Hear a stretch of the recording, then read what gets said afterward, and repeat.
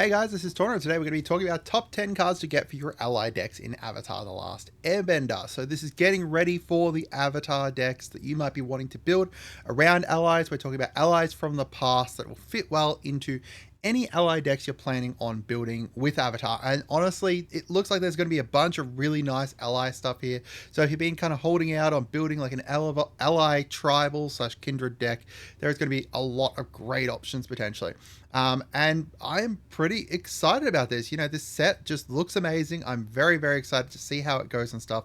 Reveals will be starting like, not tomorrow, the next day. And I will be up at, whatever, freaking 3 a.m. to make you guys videos to make sure that you're getting the latest news for it.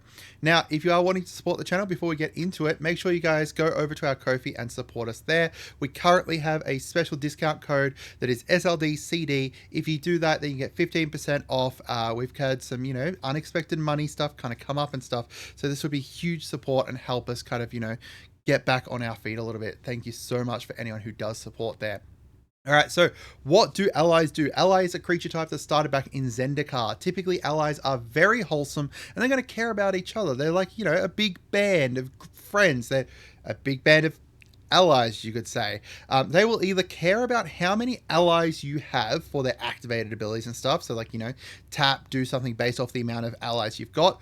Or it'll be whenever an ally enters or whenever itself enters, do something. Like, there's a huge amount of different buffs you can get up from this. So these allies are all like, this is like one of the more interconnected kind of kindred tribal kind of decks that you're going to be building because they all kind of care about each other and they want to kind of work together, which is great. It works really, really well. So here's a couple of the different cards that we've seen so far. So I've got Allied Teamwork here. That is when it enters, create an ally, and then allies get +1/+1. So that one there is from the TLE, which is the Eternal Avatar set. So that's going to be from Jumpstart stuff, essentially. Katara the Fearless over here makes it so that whenever your allies trigger, they trigger an additional time. And then Hakoda here lets you cast allies from the top of your deck. And you can also sacrifice him to make it so that your creatures get +0, +5, and get indestructible until end of turn. So what do the allies in Avatar do? So far, Avatar allies appear a little bit different. So far, we've only seen one that cares about allies entering, which was the Haku, I believe it was, that makes it so that you earthbend 1 whenever an ally enters. However, there is a lot of ally creature token generators, like Suki here. There's like, an Aang that generates them. I believe there's an upper that generates them as well, like, creating a whole bunch of little 1/1 white ally creature tokens, which may not work as well within the set. We don't know entirely how the set's going to work with allies, but in the overall ally scape, if you look back at all the other allies from way back in Zendikar and stuff like that, making creature tokens for allies is going to be great as well because they just care about whenever it or another ally enters. All right, so let's go through some cards. First up, we've got Harabaz Druid here. So this one here is a mana dork that will tap for color of any choice you choose, where X is the amount of allies your creatures you control. So if you're pumping out a whole bunch of little 1/1 allies, they're not doing a whole bunch, they're just 1/1s. But with this, it's going to turn all of them into extra mana from this Harabaz Druid. We've got Hagra Diabolist here. Whenever him or another ally enters the battlefield under your control, you may have target player lose life equal to the number of allies you control. So if you've got up to like, 5, 10 allies, when an ally enters, boom, you're dealing 10 damage to someone. That's insane, especially when you look at some of the cards that can generate, multiple allies or allies kind of coming out their wazoo. With this, you're just going to burn people down so quickly. We've got Cabra of Angel. So when him or another ally enters the battlefield under your control, you may choose a color. That's any color. If you do, allies you control get protection from the chosen color until end of turn. Now, this is really great because one, it's whenever him or another ally enters. So if an ally creature token enters, boom, you can give protection from green, protection from white, protection from whatever you want. Keep in mind that if you do have, auras on them that are that color, then they will drop off, or equipments, I guess, as well. But keep in mind that you can also do this on other people's turns by flickering something. You've got like stuff like Ephemerate, Ghostly Flicker, that kind of stuff that lets you just flicker your creatures. They come back in, you give stuff protection, and then you can block. You're not going to take damage, and you can potentially kill off an opponent's stuff really easily with that. We've got Drari Shapeshifter. So this one here is a very interesting clone. When it enters the battlefield, it enters as a copy, you may have it enter as a copy of any ally creature on the battlefield. So if you've got a really great ally, keep in mind its name will change as well. So if you copy that Katara, unless you have a way to get rid of the legendary rule, you will have to sack one.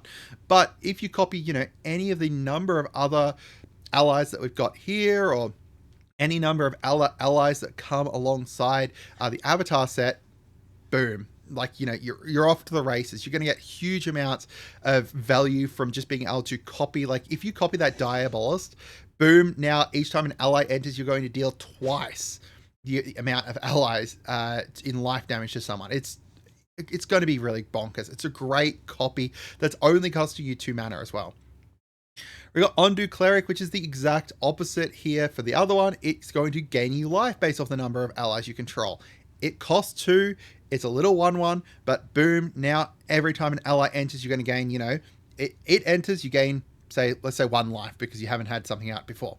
Then another one enters. Now you're gaining 2 life, 4 life, 10 life, etc. Each time an ally enters, again, creature tokens count for this. This is going to be insane for ally decks. We've got Kindred Charge here. This is one of my favorites. So choose a creature type. For each creature you control of the chosen type, create a token that's a copy of that creature. Those tokens gain haste. Exile them at the beginning of your next end step. So if you have this during combat, like right before combat, you cast this, you're going to have, let's say you have 10 allies right? You're going to have potentially, let's say, another 8 come in because you had 2 that were copies. However, you still get the ETBs off those copies anyway. But either way, you're essentially doubling the amount of allies that you've got. And then either, in your second main phase, you can bring in more allies to get a huge amount of value from it. Or you could just, this is just a win con, right? This is potentially just a huge win con. It's just cast it, boom, we win. And there's actually an amazing art from this from Bloomburrow as well. So if you want to check that out, make sure you check that out because I love that art for it. But either way, in an ally deck, Kindred Charge is just a win con easily. We got Munda Ambush Leader. This is a 2-for-1. I put a 2-for-1 on here. This is 2 different cards that I'm suggesting. So Munda Ambush Leader makes it so when him or another ally enters under your control, you look at the top 4 cards of your library. If you do, reveal any number of allies from them, put those on the top of your library in any order and the rest onto the bottom. So we can stack the top of our deck with a huge amount of allies. We can then use Realm Walker or the Hakoda from before to be able to cast those allies from the top of our deck, just allowing you to kind of, almost scry for. Keep in mind that anything that is not an ally will go to the bottom. This also works really well into a card that I'll show in a minute. But either way, with this, just being able to manipulate the top of your deck to be able to cast them cheaper with stuff like Realm Walker, or not cheaper necessarily, but cast them from the top of your library with stuff like Realm Walker and stuff is great. And Realm Walker overall is just amazing in this kind of deck because you can cast those allies from the top. It's almost like having an additional card in your hand, essentially. All right. We've got Tuk Tuk Scrapper here. So it is whenever him or another ally enters the battlefield under your control, you can destroy target artifact. If that artifact is put into a graveyard this way, he deals damage to that artifact's controller equal to the number of allies you control. So it's similar to the deal damage earlier or life loss earlier. However, this one here also has the benefit of destroying artifacts. So you can go through and just make sure opponents will not have artifacts, right? It's great. You can get rid of all their artifacts, make it so that, their Soul Ring, boom, you're taking away 2 mana from them and dealing at least 1 damage to them, if not more.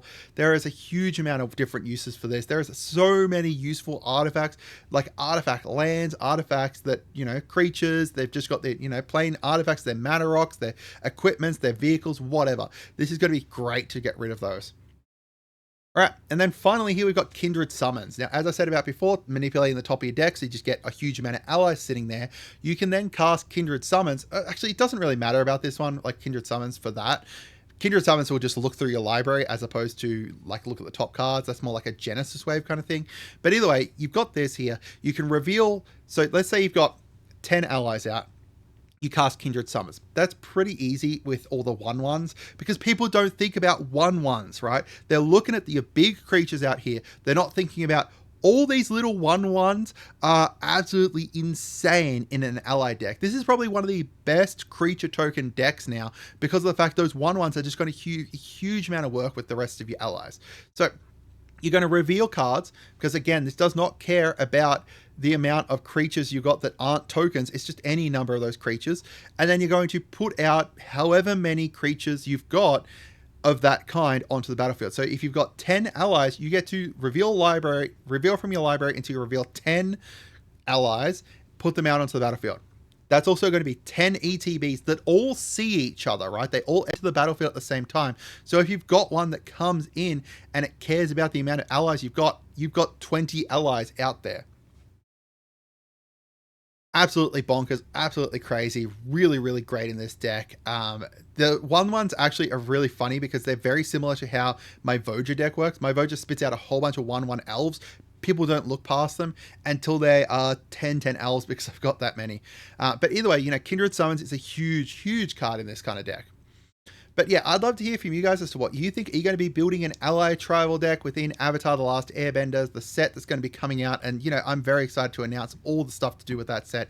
That set's going to be absolutely huge. And, I am actually very excited to build an ally deck. I'm probably going to build it around that Avatar Aang, the, headliner card. I might even try and splurge out to get the special fancy version of it if it doesn't end up being insanely priced. But who knows? Let me know what you guys think. I hope you guys had a wonderful day, and goodbye.